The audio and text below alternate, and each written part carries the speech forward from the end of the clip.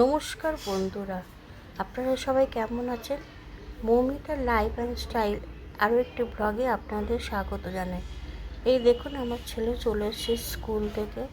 এসে আমি ছাদ থেকে নেমে দেখছি ও জামা প্যান্ট খুলে খাটের উপর রেখে দিয়েছে।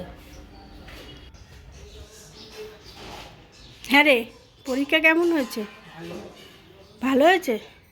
আজ কি সংস্কৃত ছিল, তো লিখতে লিখতে কিছু পেরেছিস? হ্যাঁ, লিখেছিস? দেখুন, ও স্কুল থেকে এসে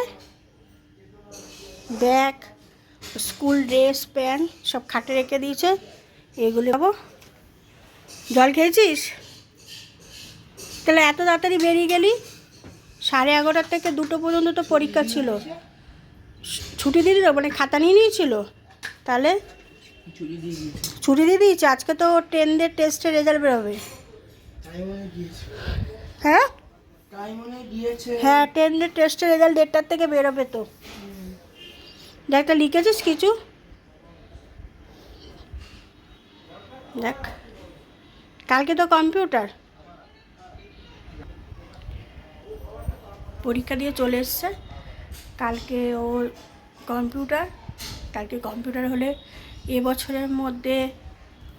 এবছরের মতন সমাপ্তি পরীক্ষা। ক্লাস 8-এ পড়ছে, 9-এ উঠবে। পরীক্ষা দিয়ে এসে ছেলে আমার ক্লান্ত হয়ে গেছে, শুয়ে পড়েছে।